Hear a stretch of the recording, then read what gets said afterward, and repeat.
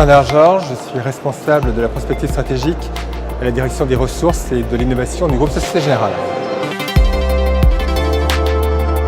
Je pense que la question de la conduite du changement est une question qui est tout à fait fondamentale. Nous avons débuté à la Société Générale notre réflexion sur l'intelligence artificielle il y a maintenant quelques années.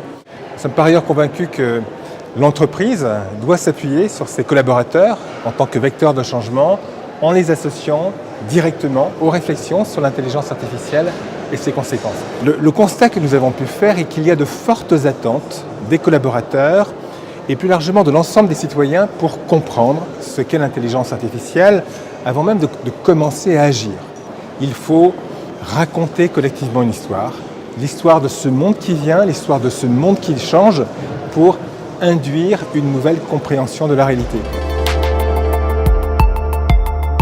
En ce qui concerne la relation client, l'intelligence artificielle est évidemment un axe majeur de développement de tels outils. Pour prendre deux exemples très vite, dans la banque de détail, nous expérimentons des assistants bancaires de plus en plus intelligents, sous une forme conversationnelle ou non, qui permettent à la fois aux collaborateurs, à nos conseillers, mais aussi aux clients, de gérer plus facilement leurs opérations. En banque de financement et d'investissement, nous expérimentons ce qu'on appelle des robots advisors qui permettent aux analystes d'appréhender plus rapidement les dossiers complexes.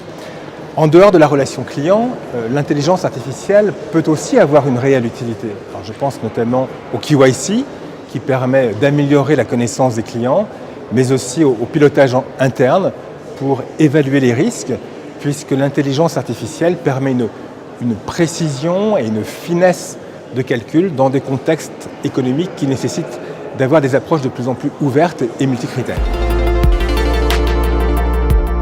L'intelligence artificielle obligera bientôt les entreprises à faire totalement pivoter la relation avec leurs clients. Pour l'essentiel, aujourd'hui, les entreprises font, comme on dit, du push product. Elles accumulent, grâce au big data, grâce à des systèmes de connaissances, une grande quantité de données sur leurs clients pour leur pousser le bon produit au bon moment, au meilleur prix.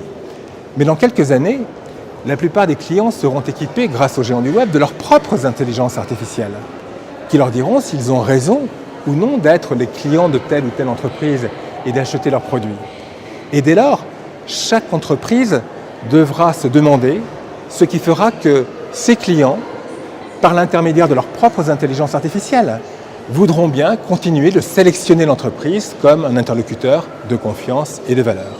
Et en conséquence, la capacité de chaque entreprise à rendre son système d'information empathique, et je choisis ce terme de façon tout à fait volontaire, sa capacité à se mettre à la place de ses clients pour se poser les bonnes questions, bref, à faire du pull client, deviendra l'enjeu majeur de son devenir et de sa survie.